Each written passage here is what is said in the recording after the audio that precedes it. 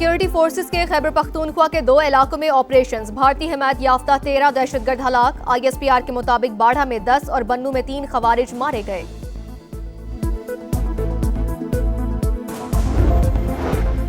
Pakistan stock exchange میں آج پھر تیزی، کاروبار شروع ہوتے ہی 5 حدیں بحال، انڈیکس میں 4,400 پوائنٹس اضافہ، 1,52,700 پر ٹریڈ۔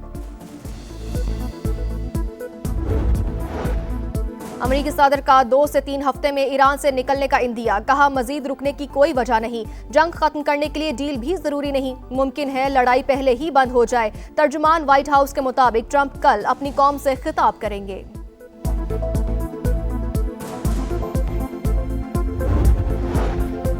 ایران نے جنگ کا خاتمہ مطالبات کی منظوری سے مشروط کر دیا۔ صدر مسعود پزشکیان کہتے ہیں جنگ ختم کرنے کے لیے تیار ہے، ضمانت دی جائے دوبارہ حملہ نہیں ہوگا۔ مذاکرات کے دوران بم برسائے گئے، ہم سمجھتے ہیں امریکہ سفارتکاری پر یقین نہیں رکھتا۔ آبنائے ہرمز میں کشیدگی، امریکی اور اسرائیلی حملوں کا نتیجہ قرار۔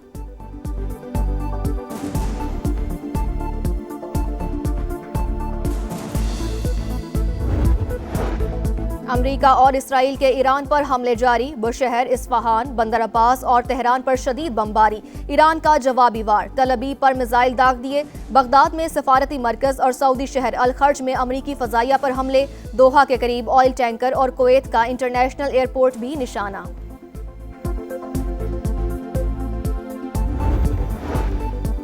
پاکستان اور چین نے خطے میں امن کے لیے روڈ میپ دے دیا، 5 نکات پیش، تنازعات کے خاتمے کے لیے فوری جنگ بندی کا مطالبہ، جلد از جلد مذاکرات کے آغاز پر زور، فریقین کو طاقت کے استعمال اور دھمکیوں سے گریز کا مشورہ۔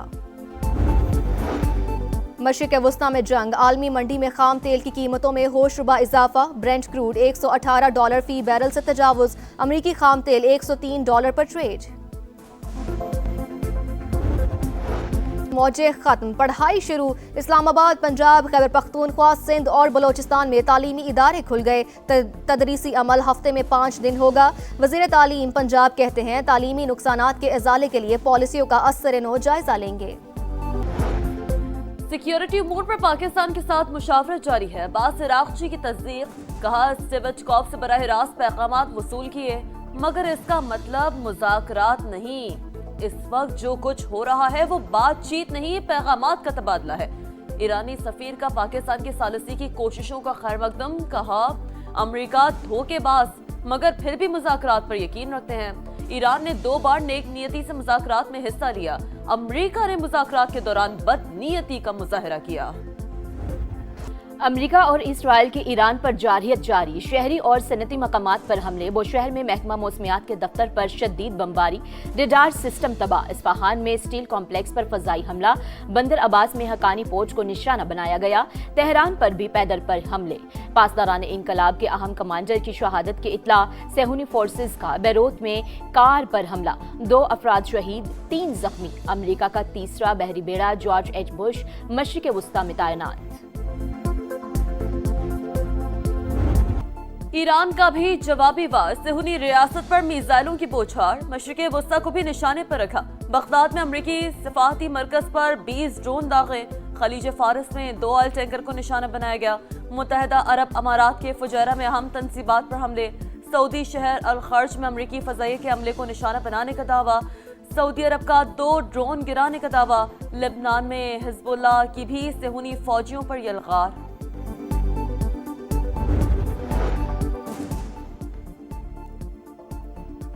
خطے میں کشیدگی، سفارتی رابطے تیز، امیر قطر شیخ تمیم بن حمد کی صدر UAE شیخ محمد بن زاید ال نہیان سے ملاقات، خطے کی تازہ ترین صورتحال پر تبادلہ خیال، کشیدگی کے خاتمے کے لیے کوششیں کرنے پر اتفاق، روسی صدر پیوٹن اور صدر UAE کا بھی ٹیلی فونک رابطہ، مشرق وسطی کی صورتحال پر گفتگو، روسی صدر کا کشیدگی جلد از جلد ختم کرنے پر زور۔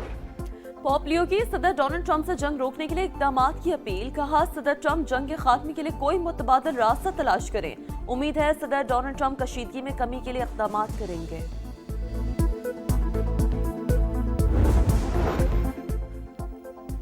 عراق میں امریکی خاتون صحافی اغوا، سی ٹی وی فوٹیج منظر عام پر، امریکی محکمہ خارجہ کی تصدیق، کہا ایک مشتبہ شخص کو حراست میں دیا گیا، عراقی حکام سے رابطے میں ہے، ایف بی آئی مغوی کی بازیابی کے لیے متحرک ہے، صحافی کو پہلے ہی ممکنہ خطرات سے آگاہ کیا گیا تھا۔ خلیجی ممالک پر مسلسل حملے، متحدہ عرب امارات نے ایرانی شہریوں کو ملک میں داخلے سے روک دیا، امریکی اخبار کے مطابق ایرانی شہریوں کو یو اے ای میں عبوری سفر سے بھی منع کیا گیا، اماراتی حکام نے وال سٹریٹ جرنل کے ساتھ گفتگو میں تصدیق کی۔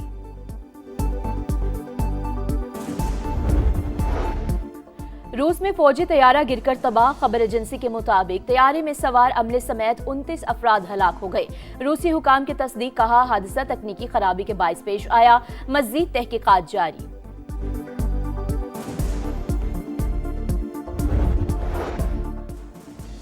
پاکستان اور چین کے درمیان وفود کی سطح پر مذاکرات، دو طرفہ تعلقات کے مکمل دائرہ کار کا جائزہ، سی پیک 2 کے تحت اقتصادی اور تصویراتی سمیت تمام شعبوں میں تعاون بڑھانے پر زور، آل ویدر اسٹریٹجک کوآپریٹو پارٹنرشپ مزید مضبوط بنانے کے غیر متزلزل عزم کا اعادہ، کثیر الجہتی فورمز پر قریبی اور باقاعدہ رابطے میں رہنے پر اتفاق۔ وزیراعظم شہباز شریف سے بلاول بھٹو کی ملاقات، کفایت شعاری پالیسی سے متعلق اپنی جماعت کی تجاویز دی، مشرق وسطی میں جاری تنازع پر بھی تبادلہ خیال، مجموعی معاشی اور سیکیورٹی صورتحال پر زیر غور، وزیراعظم کی زیر صدارت پیٹرولیم مصنوعات کی سپلائی اور بچت پر اجلاس، ریلیف اقدامات کا جائزہ، شہباز شریف کی صوبوں کے ساتھ مشاورت کے بعد حتمی تجاویز پیش کرنے کی ہدایت، پیٹرولیم مصنوعات کی سمگلنگ اور غیر قانونی ذخیرہ اندوزی کے خلاف اقدامات کا حکم، غریب طبقے کو ریلیف دینے کے لیے اقدامات جاری رکھنے کا عزم۔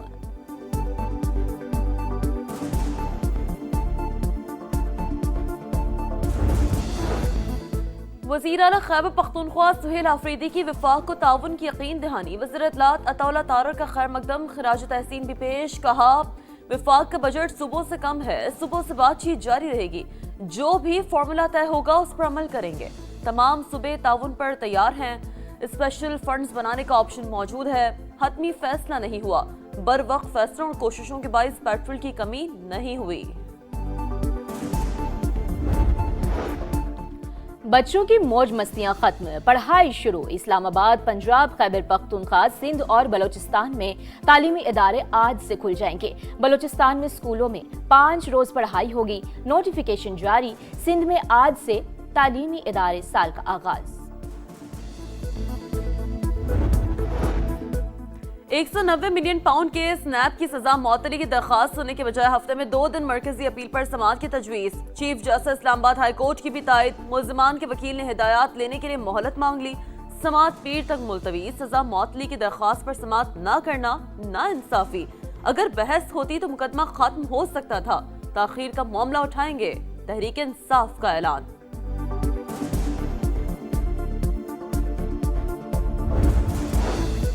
گلوکار علی ظفر حق کے عزت کا کیس جیت گئے، عدالت نے میشا شفیع کو 50 لاکھ روپے ہرجانہ عائد کر دیا، آئندہ ہراسگی سے متعلق ٹویٹ کرنے سے بھی روک دیا، رقم کی وصولی کے لیے فریقین 4 مئی کو عدالت پیش ہوں گے، میشا شفیع نے علی ظفر پر ہراساں کرنے کا الزام عائد کیا تھا۔